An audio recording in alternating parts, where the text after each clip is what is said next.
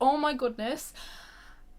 That terrifies me. Are there actually girls out here? What is wrong with our system, our society? Why aren't we being educated? Why? So the next question is, have climax before but can't anymore. I feel I take too long and then feel bad. My body, my choice. Your body, your choice. And it's like, honey, that is artificial. It's not coming in here. Where to meet other women. I'm a femme bi girl too, so find it hard other than Tinder. Okay, so you need to get yourself a new boyfriend. How to be confident about your vagina and what it looks like. Would you ever consider an IUD for birth control? Should you use protection whilst being intimate with a girl, and what protection to use? Hello my beautiful friends and welcome back to my channel. So friends, today we're turning the tables. So my last video was a boy talk and today we're going to be doing a girl talk. So I jumped on my Instagram, asked you guys for questions as I always do over there, and my goodness gracious, we've got a lot of questions. I actually think I might have to make this into like a 3-part video or something. But yeah, today we're going to be talking a range of different topics, from relationships to sex to orgasms to contraception to periods to shitty girlfriends to boyfriends to, yeah, just a bit of everything. Shaving, I don't know, we've literally got it all. Insecurities, we've got it all today. So yeah, we're gonna just dive right on in, and I'm also wearing my boyfriend's t-shirt, and if you're watching this, hey, hi. So the first question is, where to meet other women. I'm a femme bi girl too, so find it hard other than Tinder. And there was a lot of questions on how to meet other women, other girls, other bisexuals, other lesbians. How do I meet them? Where do I go? Because it's really goddamn difficult. So my best suggestion would be to go to like gay bars or like gay clubs, because, you know, realistically there's not going to be many people in a gay bar who don't identify as queer in one form or another. So I would say that's your best shot, because I've had a lot of questions from people like, how do I chat up girls, like how do I know if they're into girls? You go to a gay bar and I mean, you know, you're well on your way. You know, I feel like it'd be much easier to approach a woman in that kind of scenario compared to just being like, I don't know, in a bloody restaurant and going up to some random girl, because you don't know her from Adam, you obviously don't know her sexuality, and it's probably going to be quite nerve-wracking to do. So yeah, I'd say like dating apps, and then the gay bars, gay clubs, stuff like that, or even like events, like, you know, like things like, obviously there's Pride on every year, but events that are kind of LGBT based, if that makes sense. Like if there's some little thing being held in your area or something, make sure to put yourself out and go to it and whatnot. I've personally always said that I feel like when you're looking for someone or like something, so if you're really desperate for a relationship or to be with somebody and have a partner, I always feel like you're never going to find it when you're in that mindset, because you want something so desperately that you're either going to attract the wrong people or you're not going to be able to, you know, find anybody or meet anybody. I always feel like when you're just doing your own thing, you're very happy in yourself, you're not bothered about being with someone or not being with someone, and I feel like someone always comes along then when you least expect it. So yeah, that's just the way I see it, and I've seen it happen so many times, even with myself. So yeah, next question. Okay, so there's 2 here. I can't put in a tampon, it's like closed up, and I'm nervous I'll never be able to have sex, and then how to get over the fear of using a tampon. So we're just gonna backtrack and hold up 1 minute. Oh my goodness, that terrifies me. Are there actually girls out here? What is wrong with our system, our society? Why aren't we being educated? Why the flip are we not being informed? What the hell? So there was quite a lot of questions in relation to tampons, and first of all I just want to say that I cannot use tampons and I don't use tampons. I actually have like a condition or whatever you want to call it called vaginismus. My sister has it as well. I don't know if I'm saying that right, and you can look it up if you want to, if you've never heard of it, but the long and the short of it is that nothing artificial will go inside my vagina. Like, it won't. My vagina literally just closes up and it's like, honey, that is artificial. It's not coming in here. Like, it's like my vagina literally goes like that, like a brick wall. And yeah, so I can't put a dildo up there, I can't put a tampon up there. you know, it's just a no-go zone. If you are struggling to put in a tampon, or you physically cannot put in a tampon, as you said, you probably just have the same thing I have. A lot of women do actually have it, and don't be worried that you're not going to be able to have sex, because a tampon and a penis are completely different. A tampon is artificial, a penis is not artificial. So yeah, you probably just have vaginismus as well, and it's really not a big deal. You know, my sister has it, a lot of women do. And then how to get over the fear of using a tampon.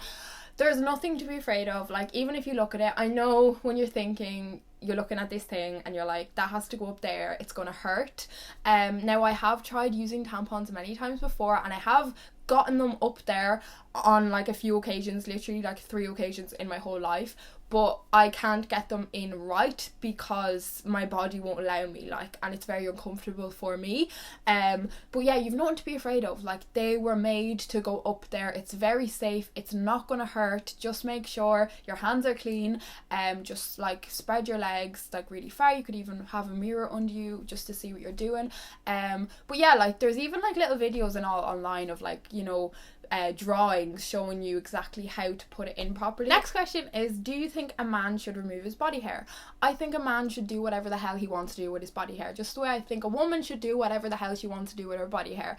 I would never tell a man or a woman what to do with their body hair, just the way I wouldn't expect anybody to tell me what to do with my body hair. My body, my choice. Your body, your choice. You know, I think it's a complete personal preference. Some people like to remove it, some people like to trim it, some people don't want to do anything. And all of these options are absolutely fine once you're comfortable and you're happy. Now, I mean, obviously, if you're in a partner or you're in a relationship and you're doing oral or giving your partner oral, obviously it's important that they keep it like clean and tidy. But after that, we do what the hell we want to do, girlfriend.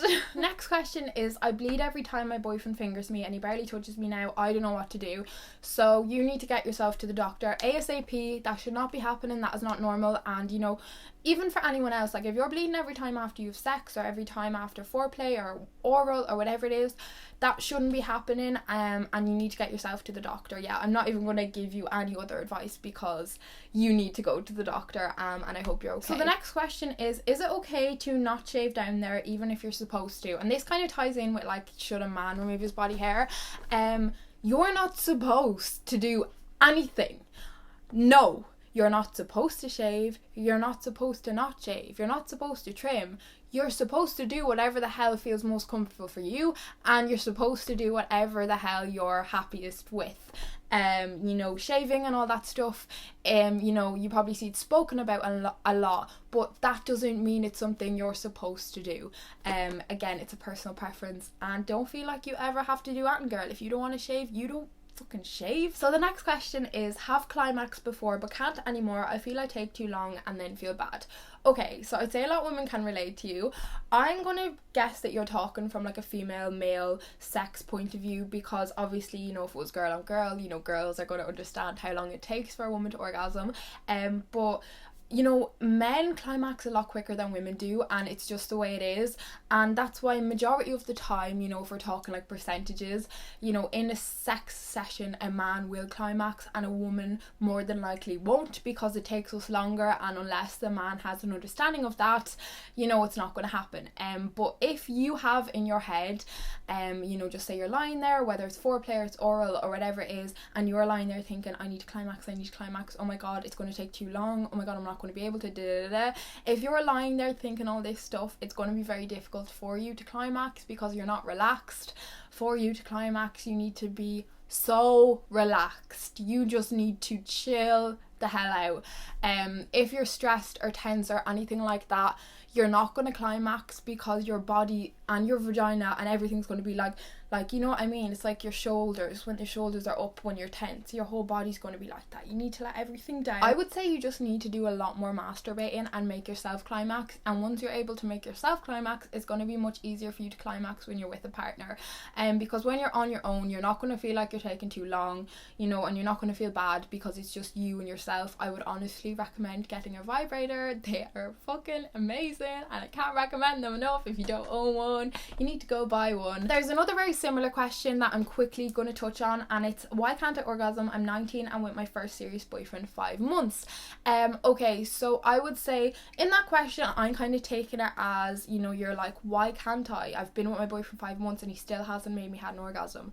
It is not your partner's job to make you have an orgasm. I'm guessing you have never had an orgasm by that question, and if that's the case, you need to learn how to do that yourself in your own time by masturbating, and then you can teach your boyfriend how to make you have an orgasm and how you can climax. Because if you don't even know how to give yourself one, you're not going to be able to tell him how to give you one. Does that make sense? So the next question is, how long into a relationship should something change, like engaged, living together, baby, question mark. Okay, so I don't really think there's like an exact answer to this question, because personally I believe like every couple is so different and every situation is so different, and there's no time frame you can put on like every relationship. Like you can't say, right, at the 3-year mark you should be living together and you should be engaged. Like it just doesn't work like that. You know, some people get bloody engaged after 2 months, and some people don't get engaged ever, or get engaged after 20 years. You know, some people don't want to have kids, some people don't want to live together. Like I just feel like everyone's situation is so different. I just feel like that's something that has to be decided on that exact relationship. Like I feel like it's a conversation that needs to be had between you guys, like things like, you know, how long would you want to be with someone before you got engaged? How long would you want to be with someone before having a baby with them? How long would you want to be with someone before moving in with them? All these kinds of questions, because I know myself, like I have like set times in my head, like I'd want to be with someone X amount of years before having a child with them, and I'd want to be with someone X amount of years before actually getting married. I wouldn't like a really short engagement. So, you know, we all have these things in our heads. So I just feel like that's a conversation that needs to be had, and there's no exact time frame and there's no right or wrong. Like, you know, I feel like we just have to remind ourselves that we're on a different path, you know, and just because so and so might be living together and so might be having a baby and engaged, you know, it doesn't mean that you and your partner love each other any less or anything like that. Yous are going at your own pace, on your own path, you know, you're not on their path. So I just chill and everything will happen in its own time. Next question is, how to do oral safely. Always see sex but never oral safety. And that is so goddamn true. How come it's always about how to have safe sex but never about how to have safe oral sex? It's hardly ever spoken about, even though it's just as easy to catch an STD through oral sex. Like oral sex, just as easy to catch an STD. So why aren't we protecting ourselves on the oral side as well? Jesus Christ. Okay, and there was another question that said, should you use protection whilst being intimate with a girl, and what protection to use? And then she put in brackets like 2 girls, so a girl and girl having sex. So yeah, you should use protection when having oral sex, because as I said, you can catch an STD still. You are not protected from STDs when you're just having oral sex. So obviously if you're having oral sex with a man, use a condom. It's very simple. So just the way you'd put a condom on before you'd have sex, just put the condom on before oral sex. And then with girls, the only option is to use a dental dam. So you're going to just kind of have to look it up, but it's basically like a sheet, like a really thin sheet, and it's either normally latex or some other kind of material, and you just place it over the vagina and then you'd go down on them. So it's basically kind of like the same idea as a condom, but it's for your vagina. Girl on girl doesn't make it any safer. Just because you're going down on a girl and not a guy, it doesn't mean you still can't catch an STD. Once you're exchanging fluids, I'm afraid you're at risk. So yeah, just always make sure you're protecting yourself, educate yourself, and enjoy yourself, most importantly. So the next question is, would you ever consider an IUD for birth control? So I personally wouldn't, well, not as of now anyway. Okay, so as a lot of you guys know, I'm off the pill like 1.5 years now, and I was on the pill for 5 years, and I personally don't think I'm going to go on any birth control until I have kids. Now obviously things might change and I might change my mind, but as of now I'm very against birth control, solely because of the awful experience I had, solely because of the experiences I've seen women close to me in my life have on birth control, on different kinds of birth control. And yeah, I just feel like the hormones they're pumping into your body, like, they're not telling us how they're affecting us in a negative way, and the pill fucked me up so bad. So next question is, you said olive oil is best when shaving. Can you use sunflower or vegetable? And I still get this question so much, like all the time, even like on a daily basis. I'm still getting new comments under my shaving video that did go viral asking these questions. And no, I would not recommend it. I've never used sunflower oil, I've never used vegetable oil, but I wouldn't recommend it. I know olive oil works, it's amazing, it's safe for your skin, it's not gonna give you any nasty infections or anything like that. And yeah, it's safe to put on the skin, you know, like olive oil is used in a lot of face creams and face masks and face treatments, and it's always used in people's hair. Like people use olive oil as a hair mask. Like it's very safe to be put on the body, whereas I don't think sunflower and vegetable oil are very safe to put on the body, and I wouldn't chance it. So yeah, I'd stick to the olive oil or coconut oil. You can definitely use coconut oil, but I'd only stick to them too. Okay girls, we need to have a chat. So I've got 2 questions here. So the first one is, I have large labia and I'm ashamed to have sex. Super important, please answer. And the second one is how to be confident about your vagina and what it looks like and what it should look like. So first of all, can we just get it clear that your vagina shouldn't look any particular way? Like, how do I explain that? Do you know what I mean? Like, there's no one size fits all, just the way all penises don't look the same. They vary in size, shape, thickness, width, all that great stuff, just the same way our vaginas do. So yeah, every single vagina is different, just the same way every pair of boobies are different, every pair of nipples are different, our bodies are different, and different is great, different is normal, and different is not boring. But if we all had the same goddamn vagina, it would be pretty goddamn boring. So apparently, there are 5 different types of vaginas, but only one that women want. And the 5 are Miss Curtains, Miss Tulip, Miss Horse Show, Miss Puffs, and Miss Barbie. So there are like 5 different kinds of vaginas, and we're basically all going to fall into one category. So that just shows you how different all our vaginas are. And I feel like it's just something you've got to learn to love. Do you know what I mean? Like any other body part. Because this is the only body you're ever gonna have, and I feel like, you know, a lot of the time it's in our head. Like, you know, sometimes we're like, oh my god, my boobs are too small, but are they really too small, or is that just something I'm convincing myself of? Because have I actually lined up 30 girls who also have small boobs, and are mine really that small? Like, you know what I mean? It's that kind of logic. Like, it's the same. Like, have you actually lined up 30 girls and compared your labia to theirs? Because I'm sure you haven't. I'm sure it's something that you've somehow got into your head and escalated into this big thing where you've like an ugly vagina or something, and you don't have an ugly vagina. There is no such thing as an ugly vagina. We're all different, and that's the beauty of it. I honestly just say that you should not be ashamed. There is nothing to be ashamed about. Absolutely nothing to be ashamed about. What there is to be ashamed about though is if somebody makes you feel like you've something to be ashamed about. And if someone ever makes you feel that way, don't step within near them. Just get away from them, basically. So yeah, basically there's no one way your vagina should look. Your vagina is perfect the way it is. Once there's not some really bad smells or any funny colours coming out of there, you're healthy and it's perfect, and you should fucking love it because it pleasures you. You know, it can do a lot of things. She's self-cleaning, you know, she can pop a baby out. She's pretty goddamn amazing. So why not bloody love her? Because I mean, our vaginas are spectacular, if you ask me. You have to accept it first. Accept that that's the vagina you have. It's fucking perfect the way it is. She pretty, she doing her thing, she keeping you happy, and we all have different ones. We all have different ones. So, like, no 2 are the exact same. No 2 are just the way no 2 penises are the exact same. So you've nothing to be ashamed about. We're all different and it's amazing. Next question is, how do you clean your razor? My old-fashioned safety razor got all gunky from olive oil. Okay, so I've explained this before, but I'm just going to explain it again because I know it's very frustrating when your razor is a mess and it's pretty new and you're like, I'm not buying a new one because this was bloody expensive. So what I do, and it works, like I've never had a clogged up razor. So when I'm shaving with the olive oil, because it's the only thing I shave with, shave my whole body with it, I will basically, after every stroke, I rinse it under the water.